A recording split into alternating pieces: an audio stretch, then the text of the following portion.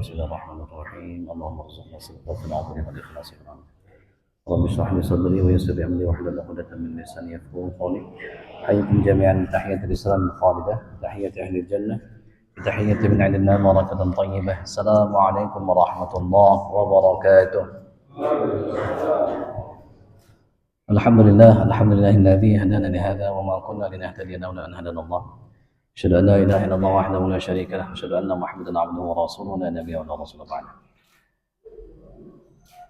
اللهم صل وسلم وبارك على سيدنا ومولانا محمد صلى الله عليه وسلم وآله وصحبه وأمته أجمعين إلى يوم الدين وبعد الحاضرون أوصي نفسي وإياكم بتقوى الله أوصي نفسي وإياكم بتقوى الله أوصي نفسي وإياكم بتقوى الله وطاعته فقد فاز المتقون اللهم انفعنا بما علمتنا وعلمنا ما ينفعنا وارزقنا علوما تنفعنا اللهم إنا نعوذ بك من علم لا ينفع وقلب لا يخشع ونفس لا تشبع ودعاء لا يسمع دعوتنا يستجاب لها اللهم إنا نسألك علما نافعا وقلبا خاشعا ولسانا ذاكرا وشفاء من كل داء وسقم وعملا متقبلا ورزقا حلالا طيبا مباركا بغير تعب اللهم ربنا فكهنا في الدين وعلمنا التأويل اللهم فكهنا في الدين وعلمنا التأويل اللهم فكهنا في الدين وعلمنا التأويل اللهم آتنا رحمة من عندك وعلمنا من لدنك علما اللهم ألهمنا رشدنا وأعذنا من شرور أنفسنا وسيئات أعمالنا ومن شر الشيطان والمشركين آمين يا رب العالمين. Alhamdulillah kita lanjutkan kembali pembahasan tentang surah Al-Fatihah. Kemarin kita sudah banyak membahas tentang namanya, terus keutamaannya, terus kita bahas ta'awudz, kita juga bahas basmalah, baru sampai basmalah. Kita lanjutkan kembali, insya Allah hari ini diselesaikan, mudah-mudahan Allah mengizinkan dan meridhoi kita, amin ya rabbal alamin. Jadi kalau kita baca hadis, mempelajari satu ayat Al-Quran itu ada sebuah riwayat itu lebih baik, satu ayat kita pelajari lebih baik daripada sholat sunnah 100 rakaat. Kalau satu bab ilmu 1000 rakaat lebih baik, walaupun diamalkan atau tidak. Di riwayat yang lain supaya orang paham, semalam Bang Qasim belajar satu ayat lebih baik daripada apa?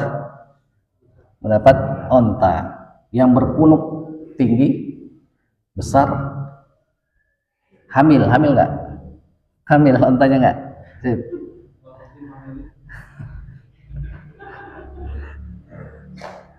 Itu satu ayat, 2 ayat lebih baik, 3 ayat lebih baik, dan seterusnya.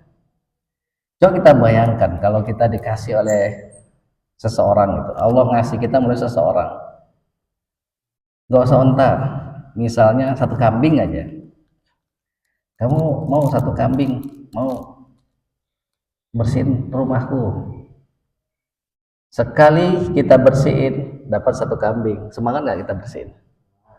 Nah, ini lebih besar dari satu kambing, cuman masalahnya goib dan boleh jadi tidak sekarang. Makanya banyak di antara kita yang ogah-ogahan belajar. Kenapa? Imannya lemah. Maksudnya apa? Ya dia percaya nggak? Ya percaya sih, tapi nah itu. Itulah yang akhirnya menyebabkan kebanyakan dari kita itu males-malesan karena iman kita lemah, keyakinan kita kurang. Tapi coba kalau misalnya tadi diibaratkan dengan ada orang yang memberi kita, pasti kita lebih semangat. Nah, kita lanjutkan. Saya ulang sedikit aja. Bismillahirrahmanirrahim. Pertama, Bismillahirrahmanirrahim. A'udzubillahi minasyaitonirrajim. Bismillahirrahmanirrahim. Jadi dalam bahasa Arab itu ada namanya jumlah atau kalimah. Kalimah itu ada yang sempurna, ada yang tidak sempurna. Contoh yang sempurna begini. Aku pergi ke pasar Ujung Berung misalnya, itu sempurna tuh, udah jelas tuh. Atau aku memukul Kosim ya. Aku memukul nyamuk misalnya, membunuh nyamuk misalnya, itu jelas. Tapi ada yang nggak jelas. Misalnya, aku memukul, siapa yang dipukul? Dipukul dengan apa nggak jelas. Nah, Bismillahirrahmanirrahim adalah sebuah kalimat yang disebut oleh ulama itu sibghul kalimah. Sibgh itu mirip, dia tidak sempurna dengan dengan nama Allah yang Maha Pengasih lagi Maha Penyayang. Maksudnya apa? Nggak sempurna. Maka tafsirannya bisa banyak. Yang pertama bisa di depan, yang kedua bisa di akhir. Maksudnya yang pertama bisa dimaknai aku melakukan pekerjaan ini dengan Allah, dengan menyebut nama Allah. Misalnya gini, kita banyak mendengar cerita misalnya, lagi pemeriksaan misalnya, pas lagi pemeriksaan itu kita di stopin, dimintain surat-surat, terus kita sebut nama komandan dia misalnya, kita kenal. Misal kalau Pak Ahmad kan, tapi udah purnawirawan Pak Ahmad. Kalau di stop sebut namanya itu, oh langsung kenal orang-orang itu. Misalnya polisi itu langsung kenal komandan ini, jenderal ini misalnya. Kira-kira orang itu bergetar nggak polisi itu? Mau nangkap kita nggak? Tidak, dikasih lewat itu. Itu baru nama manusia itu. Maka seharusnya kita, kalau kita kenal dengan Allah, kenal dengan kebesarannya, ketika kita memulai dengan Allah, beda tindakan kita dengan kita memulai dengan selain dirinya. Nah, sering saya kasih contoh, misal kita berpagi ini misalnya pakai baju, nyebut nama Allah nggak? Hasim, Pak Cepi, Pak Iqbal nyebut. Nah, Pak Firman, nah, kalau udah senyum-senyum tuh, Pak Fajar nyebut nggak? Pakai baju. Pak Ahmad? Dah. Maka akan berbeda. Kalau kita nggak sebut nama Allah, maka kita bisa ucapkan Bismillahi fi awalihi wa akhirihi. Dengan menyebut nama Allah, aku menggunakan baju ini di awal dan di akhirnya. Kalau enggak, baju kita dipakai sama setan, dipakai juga. Makanya ada setan ketemu ada setan yang nemenin orang beriman, ada setan nemenin orang yang nggak beriman. Dia berpakaian gemuk sehat, yang satunya kurus nggak pakai pakaian. Karena kalau dia makan nyebut nama Allah. Nah, itu yang pertama. Yang kedua, tujuannya. Di akhir itu maksudnya tujuan. Misal gini, Saddam misalnya masak, kan biasa masak tuh, jualan. Terus tiba-tiba ada pesanan dari KDM misalnya, Kang Dedi, dari Gubernur Jabar. Kira-kira sama nggak masaknya Saddam untuk mahasiswa-mahasiswa UIN sama Gubernur Jabar? Sama nggak? Ah, beda kan? Walaupun coba deh katanya viral nugget cabai garam, coba deh mau nyoba makan, wah pasti berbeda. Maka ketika kita melakukan sebuah pekerjaan, seharusnya ketika kita tujukan aku melakukan pekerjaan ini untuk tujuan Allah, nah kan tidak disebutkan di sana, tetapi itu terbuka untuk kita fahami seperti itu, dan tentunya akan berbeda. Sampai sini jelas ya?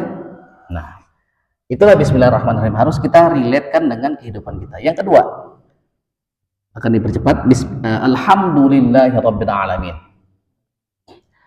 Kan kita udah bahas Bismillah itu ayat Quran apa pendapatnya ini kita sudah nggak ngulang lagi tuh, langsung aja Alhamdulillahirabbil alamin.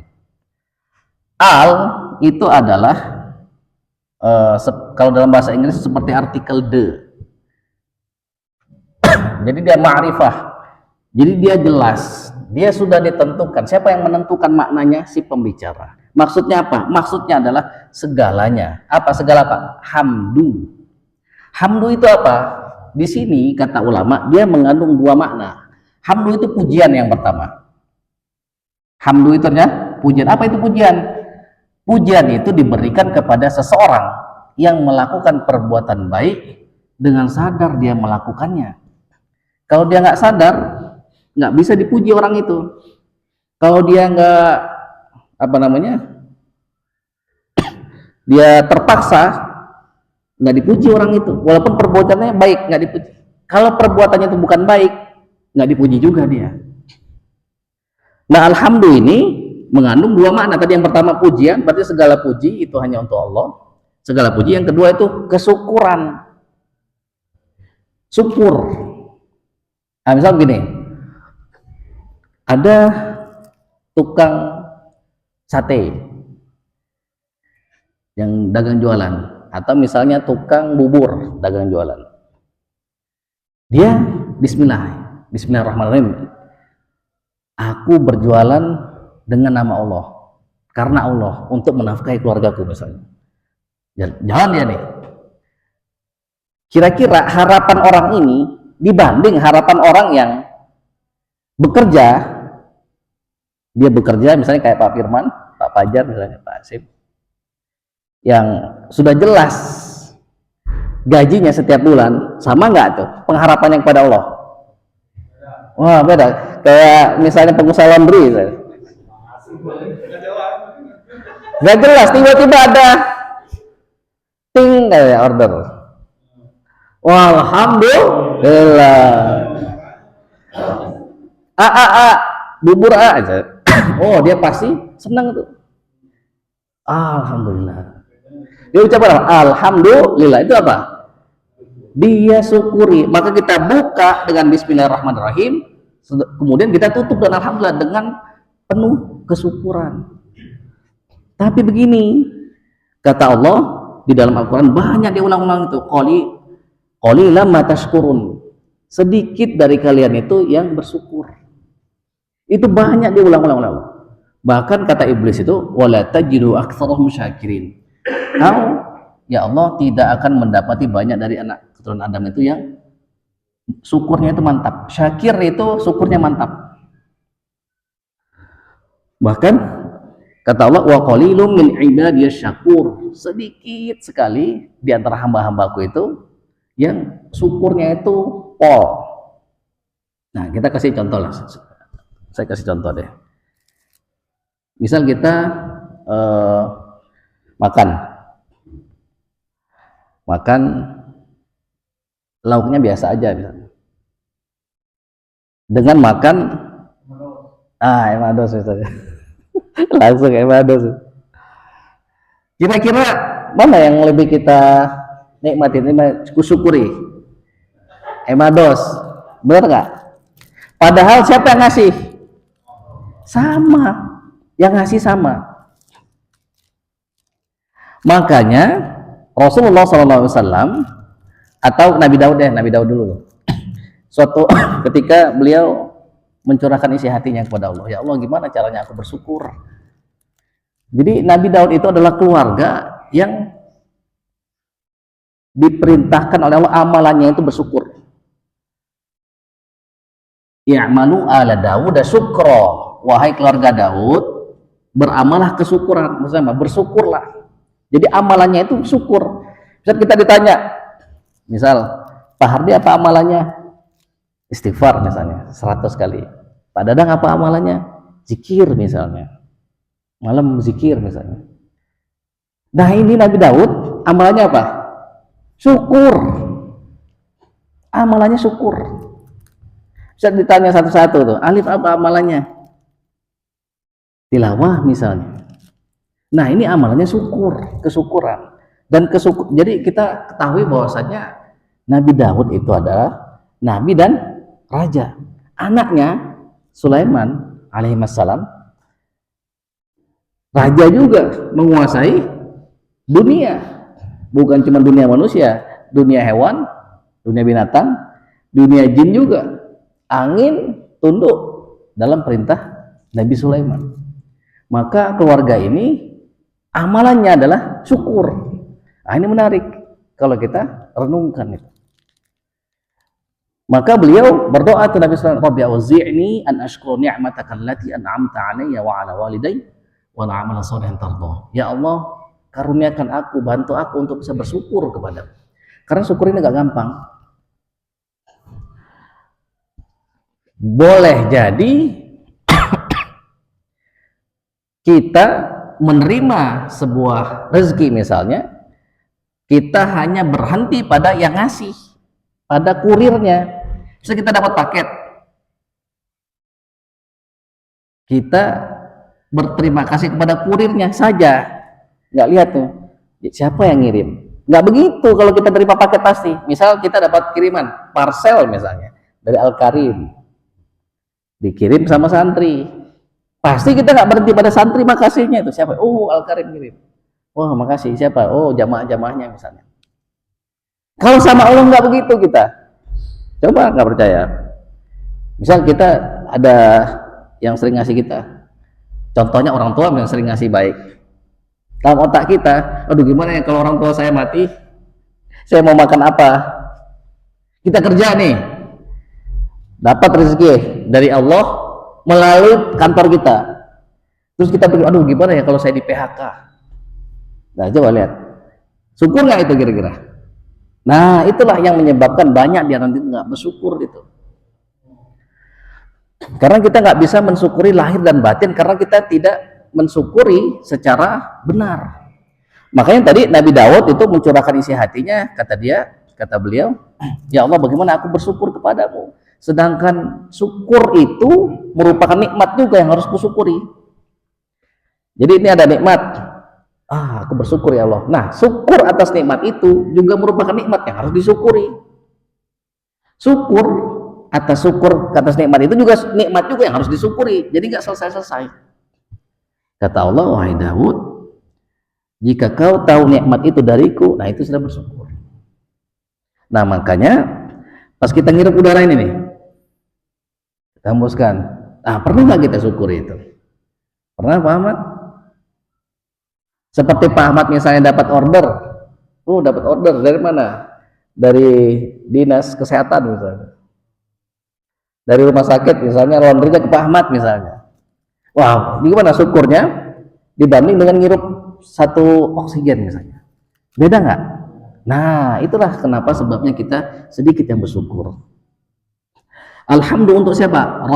Rob itu adalah dia penguasa, dia pengatur. Dia berkaitan dengan tindakannya, fiilnya, perbuatannya kepada hamba. Itu semua Allah tuh yang mendidik, membesarkan kita, yang meluruskan kita, namanya Rob.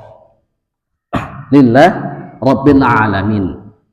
Lillah, Allah itu berkaitan sama ilah. Ilah itu berkaitan sama kita menyembah siapa, itu namanya ilah Tuhan.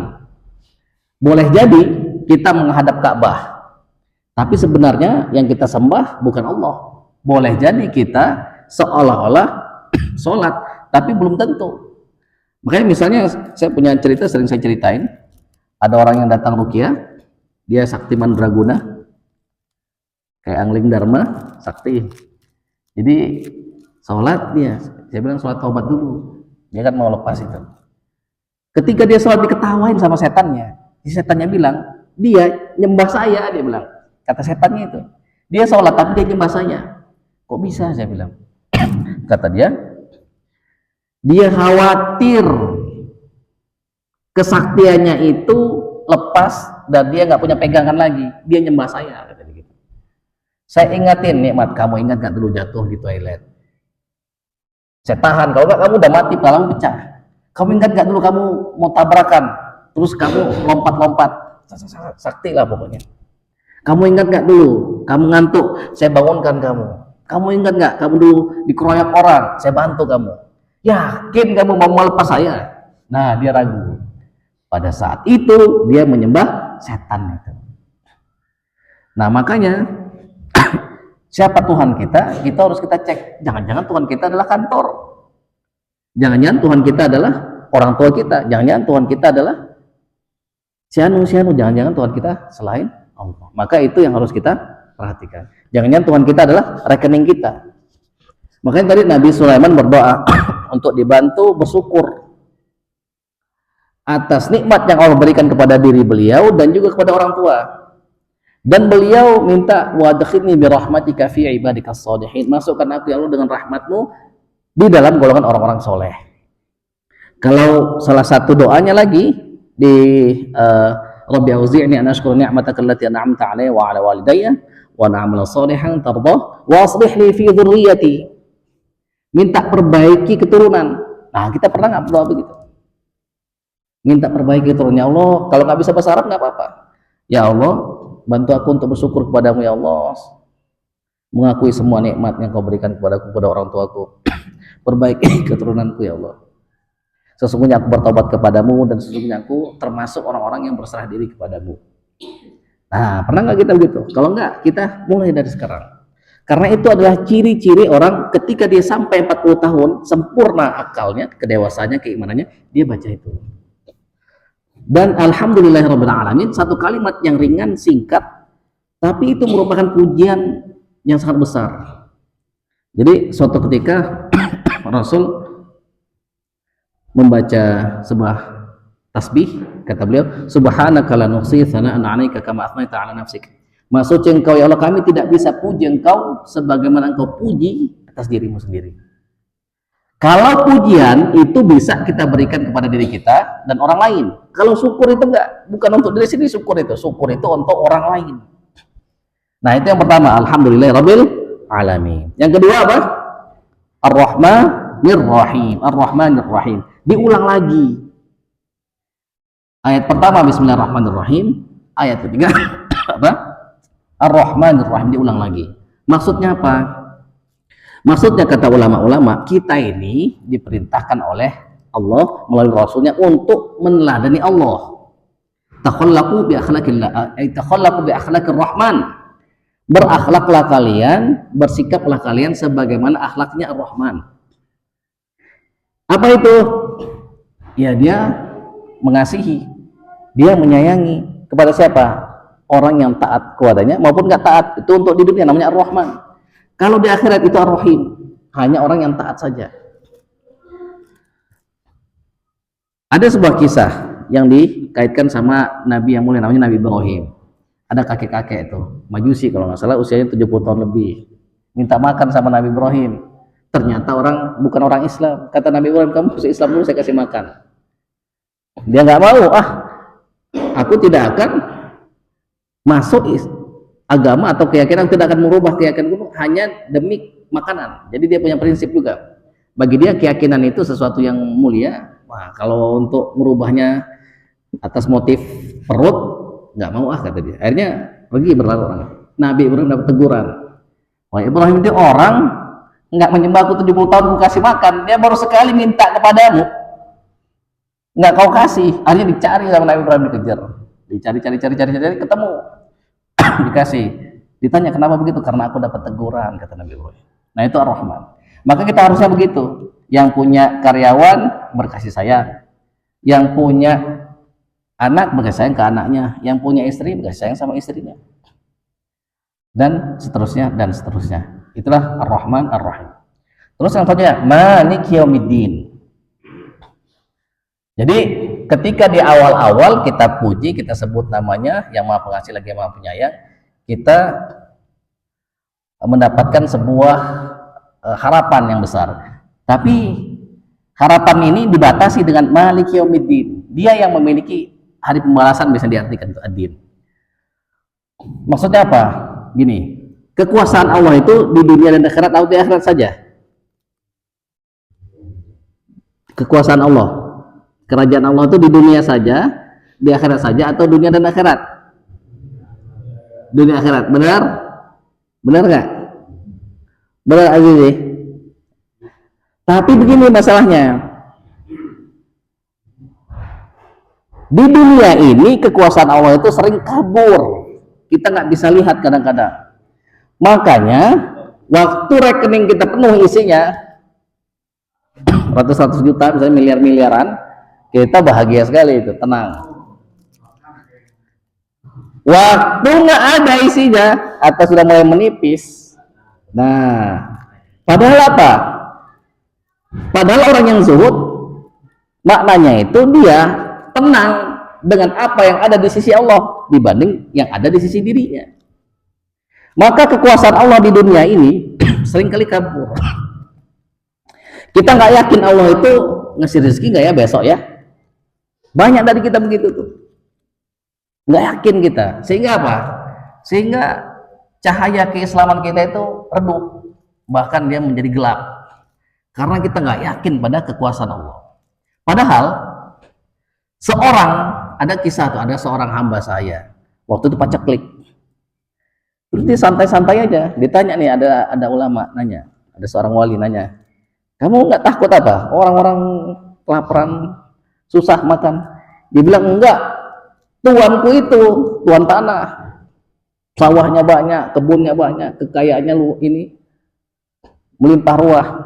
Pasti saya dikasih makan sama dia. Pasti saya dikasih gaji sama dia. Langsung dia terketuk hatinya, langsung dia ingat bahwa harusnya aku juga begitu kepada Allah. Nah, kita nggak begitu tuh. Tapi ketika di hari kiamat nanti kekuasaan Allah tuh begitu jelasnya, begitu besarnya, sehingga nggak ada orang yang ngomong nggak berani itu. La yatakallamu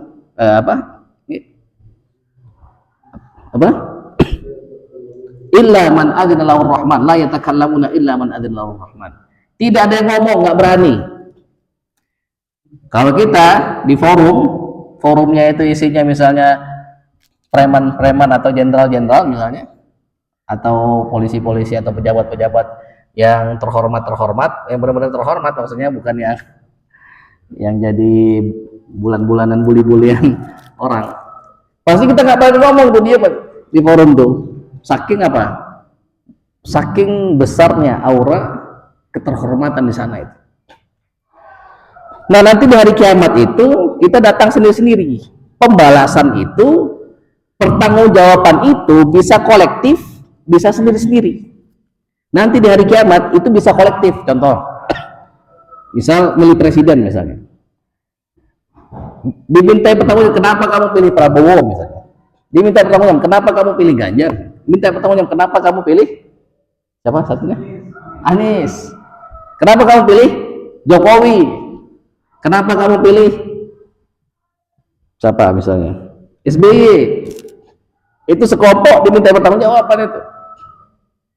Semua orang yang pilih itu. Kenapa kamu nggak pilih siapapun? Sekelompok tuh. Ada yang masing-masing. Nanti di hari kiamat seperti itu. Dan ketika kita didatangkan di hari kiamat, kata Rasul, kalau misalnya kita lihat terhijab semua, nah itu aman, itu udah. Kalau kita lihat di mahkamah itu nggak ada terhijab sendirian, kita itu aman. Berarti apa? Allah menutup kita, menutup dosa-dosa kita, aib-aib kita ditutup sama Allah.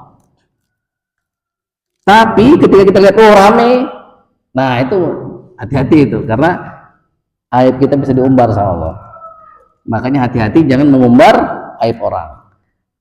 Man sataral mu'min satarallahu ayubahu yaumil qiyamah. Siapa yang menutupi aib seorang beriman, maka nanti hari kiamat Allah tutup aibnya. Terus kita lihat, iyyaka na'budu wa iyyaka nasta'in. Hanya kepadamu kami menyembah. Nah, kata na'budu kami, bukan a'budu saya. Itu kata ulama mengandung makna bahwa beribadah itu yang rame-rame.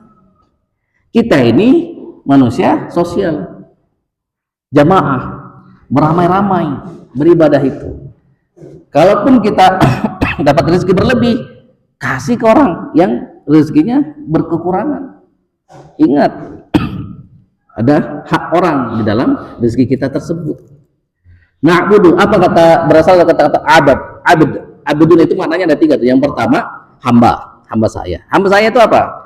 Ya dia nggak punya hak atas harta tuannya, dia nggak bisa nuntut apa-apa, dia cuma ngerjain apa yang diperintahkan saja. Yang kedua, ujung tongkat atau alat. Maksudnya apa? Suatu waktu kita ini bisa dipakai oleh Allah menjadi alat untuk menguji orang lain. Contoh, kita lagi naik motor, tiba-tiba ada orang lewat, ketabrak orang itu. Nah, pada saat itu apa? Kita sedang dijadikan alat untuk ujian orang itu. Kalau kita hati-hati dan kalau kita bersabar, kita menerima, maka siapapun yang dipakai oleh Allah menjadi alat, nih saya pasti akan dikasih balasan pahala oleh Allah. Pernah nggak kita begitu? Saya dulu pernah sama Dahis pulang dari Jakarta ngambil barang jam berapa, setengah satu, jam sekitar lewat tengah malam ada mobil di tikungan, saya mundur supaya nggak kena mobil dari sini. Tiba-tiba di belakang ada mobil, nabrak, banyak mobilnya. Nah, saya pada saat itu sedang dijadikan Allah alat untuk menguji orang itu. Maka jangan kita bertanya, Allah kenapa harus terjadi padaku? Nah, karena boleh jadi kita dijadikan Allah sebagai alat ketika waktu itu, atau boleh jadi kita yang sedang diuji oleh Allah.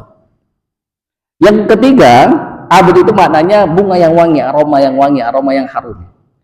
Maka seolah-olah kalau kita kumpulkan maknanya, kalau kita menjadi hamba dan kemudian dijadikan alat oleh Allah Subhanahu wa taala, baik itu untuk memuliakan Allah atau misalnya menjadi cobaan bagi orang lain, seharusnya kita tulus, ikhlas, maka kita akan menjadi harum. Na'budu wa iyyaka nasta'in. Di sana ada dua kata iyyaka dua. Maksudnya apa kata ulama? Kalau misalnya hanya satu kata iyyaka na'budu, kepada Allah kami beribadah, menyembah, nasta'in kan disebutin, seolah-olah kita nanti menyembah Allah tapi minta tolong ke orang lain. Nah, ini nggak boleh nih, ditekankan na'budu wa iyyaka nasta'in. Nasta'in itu minta tolong. Nah, pertolongan itu adalah boleh, misal gini, kita minta tolong sama orang, itu boleh jadi kita bergerak juga. Misalnya, tolong dong beliin Al-Maksum misalnya. Boleh jadi kita juga ikut bergerak juga. Boleh jadi kita ikut membantu. Atau misalnya kita minta tolong dong antarkan ini misalnya. Kita ngambil dulu barangnya, boleh jadi kita bergerak. Atau boleh jadi kita tidak bergerak sama sekali. Misal contohnya tadi misalnya Restu ngasih minum misalnya. Ya saya mantap di sini, tapi minuman datang. Jadi kalau sama selain Allah boleh jadi kita bergerak, berusaha atau tidak, tapi kalau dengan Allah kita minta tolongnya itu kita harus bergerak dulu. Jelas nggak sampai sini? Jadi jangan sampai ada anggapan, ya Allah berikan aku rezeki, mantap aja. Walaupun ada kisah, kita kan sering itu mendengar kisahnya. Ada orang yang ingin menguji gimana sih cara Allah ngasih aku rezeki. Dia pergi ke tempat yang hampir nggak ada orang, di tengah hutan sana. Terus dia duduk aja sampai lama, terus tiba-tiba ada orang diajak ngomong, nggak mau dia ngomong, dia nggak mau minta, dia mau uji gimana cara Allah. Wah, dilihat-lihat apa orang ini sakit, apa saking laparnya, akhirnya apa? Disuapin tuh, oh begini katanya, langsung percaya dia. Ada lagi yang ingin menguji Allah itu dibelah batu, terus kemudian ada binatang di dalam itu, dikasih sama Allah makan, walaupun dia di dalam batu yang tersembunyi. Gitu ya. Jadi kalau kita minta tolong sama Allah, kita harus bergerak, bertawakal. Jangan cuman duduk saja. Saya dulu pernah itu waktu mau berangkat umroh waktu itu, saya bersama ada beberapa ustadz itu yang dia juga pejabat tuh. Jadi waktu itu ada yang bagi-bagi makanan di bis. Kami duduk paling belakang tuh.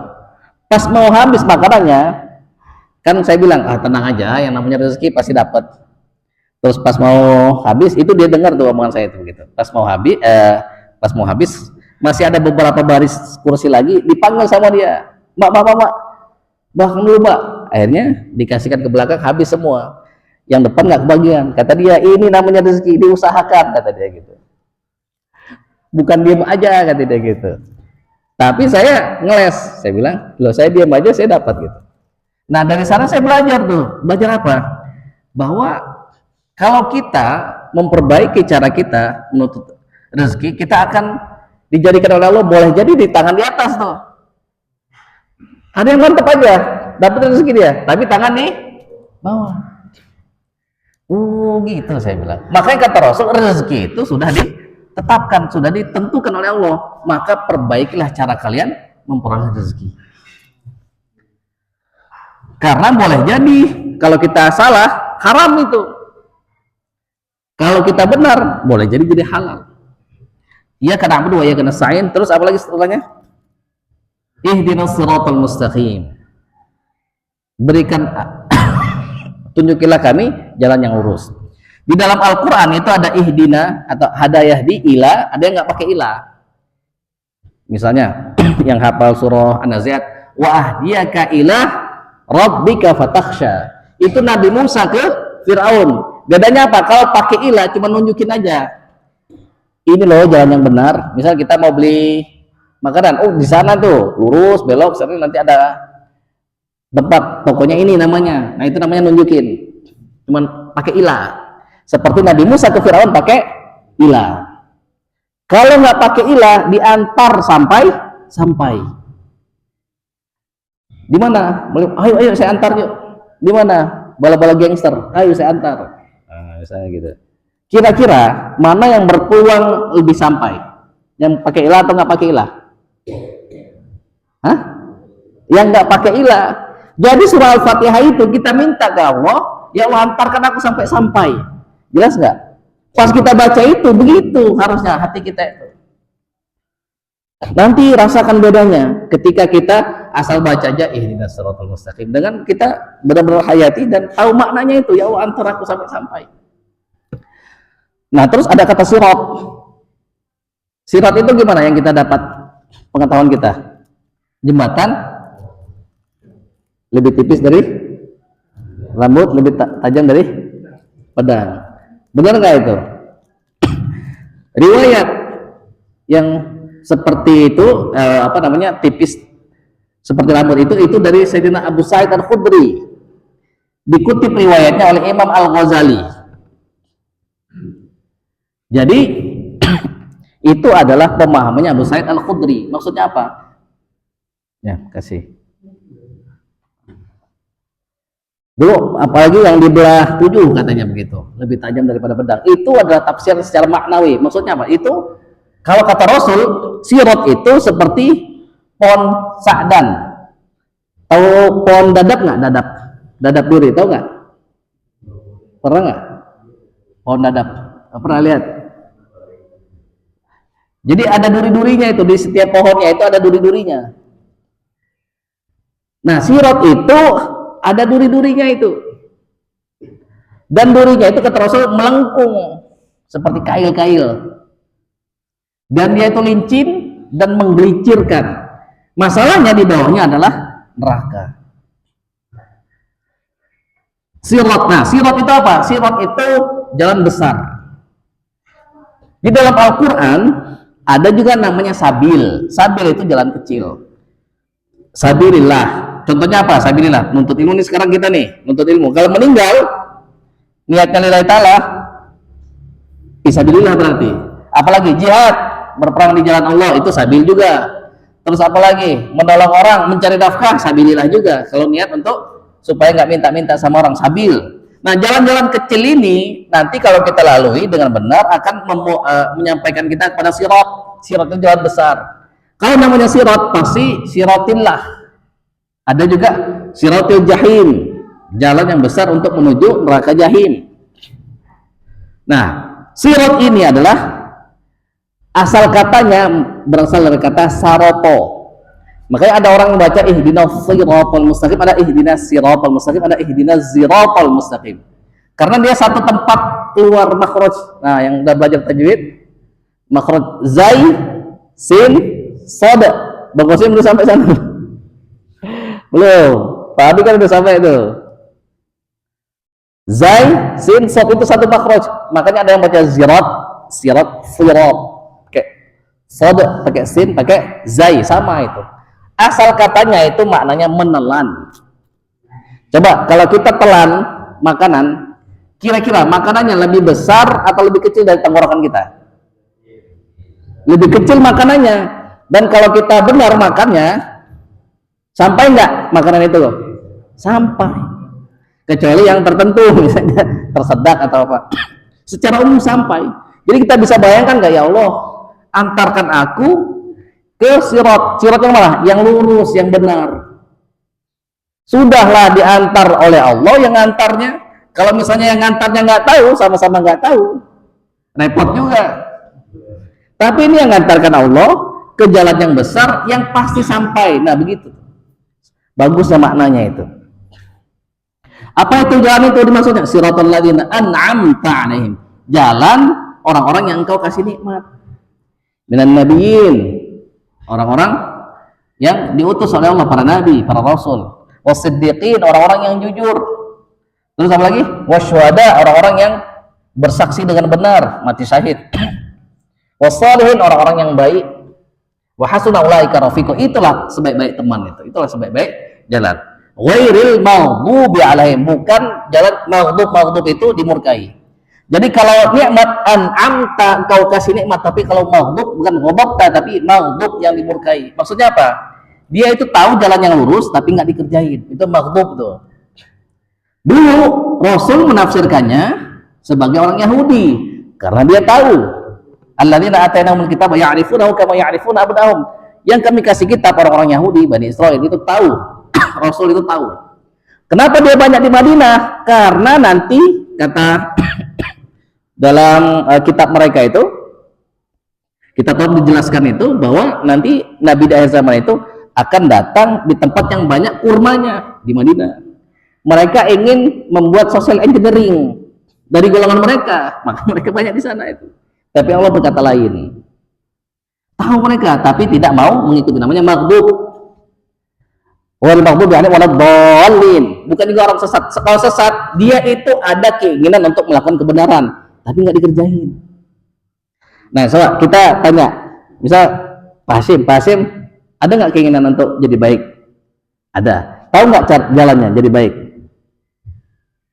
Nah, kalau misalnya kita nggak tahu, namanya apa? Dolim berarti. Misal Yunus pengen melakukan tahu nggak kebaikan? Tahu, dikerjain nggak? Nggak semua dikerjain di sana. Kalau nggak dikerjain, tahu kebaikan kerjain, berarti apa? Maghdub, berarti dimurkai. Itu berlaku umum. Berarti kalau misalnya kita tahu kebenaran nggak kita kerjain, berarti maghdub, berarti dimurkai. Kita pengen maghdub dimurkai. Kita pengen melakukan kebaikan, tapi kita nggak tahu gimana ya caranya, berarti apa? Dolim, berarti. Itulah orang-orang Nasrani yang diartikan oleh Nabi Muhammad SAW. Nah, itu surah Al-Fatihah. Terus kemudian kata Rasul, ketika baca surah Al-Fatihah, imam ngucapin amin, ucapkanlah amin. Faman wafaqa ta'mimuhu ta'mimal malaikah ghufirallahu ma taqaddama min dzambi. Siapa yang aminnya itu sama dengan aminnya malaikat, bersamaan dia ngucapin amin bersamaan. Makanya kalau kita sholat berjamaah, itu harusnya apa? Imam dulu baru makmum. Hampir semuanya gitu, kecuali pada amin. Itu bersamaan. Dan dengan bersamaannya aminnya malaikat. Artinya apa? Ya Allah kabulkanlah. Ada yang mengatakan amin itu asma'nya Allah, salah satu asma'nya Allah. Makanya jangan malas-malas ucapin amin. Kalau mazhab kita aminnya dikerasin amin, tapi ada mazhab-mazhab yang aminnya disirkan dalam hati. Makanya harus riset dulu sebelum sholat, ini aminnya apa nih? Tiba-tiba kita teriak-teriak amin, repot nanti itu.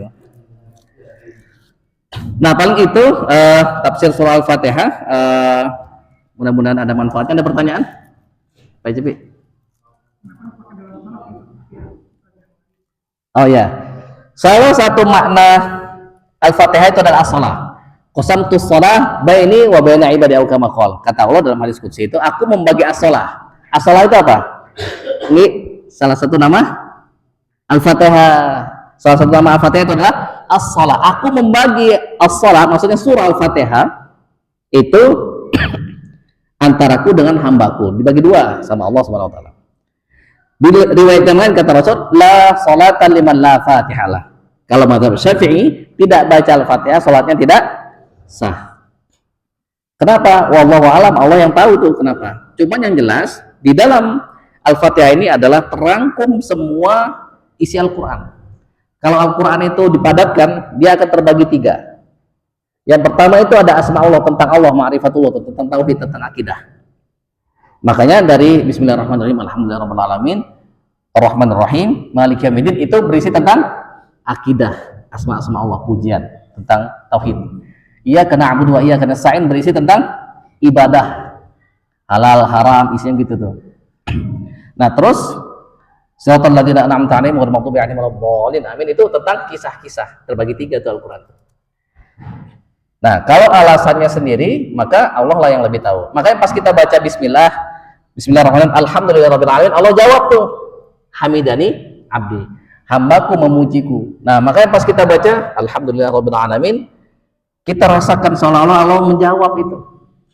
Karena dalam riwayat disampaikan Rasul begitu, hamidani abdi, ar-rahmanir rahim, asna alayya abdi, kata Allah, dijawab, hambaku menyanjungku.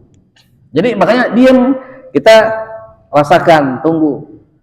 Karena sholat yang khusyuk itu adalah gini, misal kita bedain lah, sekalinya kita ketemu sama, mohon maaf ini bukan merendahkan, misalnya kita ketemu dengan tukang becak misalnya, ketemu tukang becak, yang satu ketemu sama gubernur misalnya, kira-kira gimana hati kita, penghormatan kita, sikap kita, sama nggak?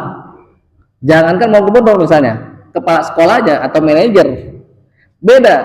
Apalagi ini penguasa langit dan bumi, penguasa semuanya, penguasa tunggal lagi, nggak pakai koalisi, nggak ada koalisi, tidak ada koalisi, tidak ada apa kalau dalam politik tuh oposisi.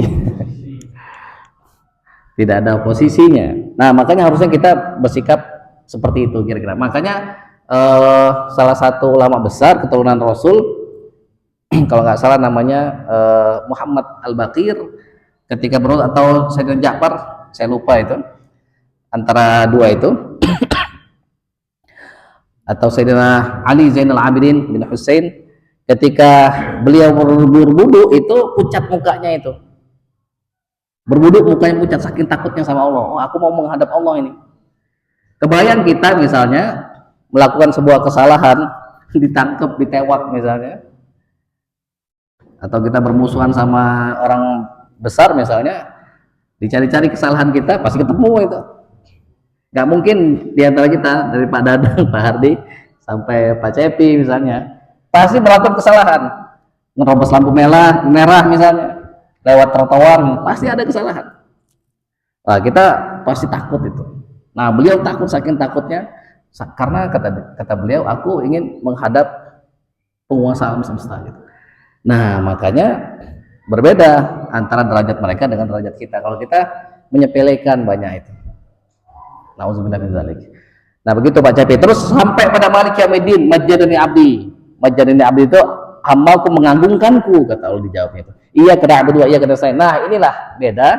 Inilah batas yang itu untukku. Di sekarang giliran ini adalah untuk hambaku.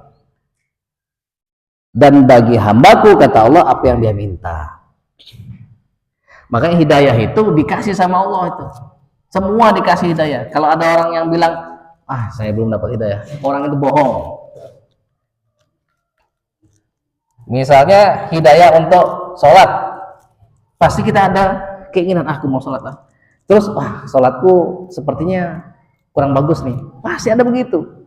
Dikasih sama Allah tuh, aku rasanya pengen ke masjid. Pasti begitu. Karena kata Allah, wa yazidullahu alladziina ihtadaw huda. Allah tambah yang dapat hidayah itu hidayah lagi. Wallahu a'lam bishawab. Cukup ya. Kita akhiri dengan alhamdulillahirabbil alamin, dan doa kafaratul majlis. Subhanakallahumma wa bihamdika nasyhadu an la ilaha illa anta nastaghfiruka wa atubu ilaik. Mohon maaf jika ada salah-salah kata, jika ada kebenaran itu datangnya dari Allah. Mari kita amalkan sama-sama. Dari basmalah pujian alhamdulillahirabbil alamin, puji dengan sepenuh hati kita, dengan sadar siapa yang memberi nikmat itu adalah Allah Subhanahu wa taala. Terus sampai kepada kita hanya memohon kepada Allah. Ihdinas shiratal mustaqim. Ingat, bayangkan bahwa kita minta antar sama Allah ke jalan yang besar yang pasti sampai. Kalau kita ke jalan tol, kemungkinan sampai itu, walaupun misalnya muter-muter. Tapi kalau jalan-jalan kecil belum tentu sampai. Ini saja. Assalamualaikum warahmatullahi wabarakatuh. Stop.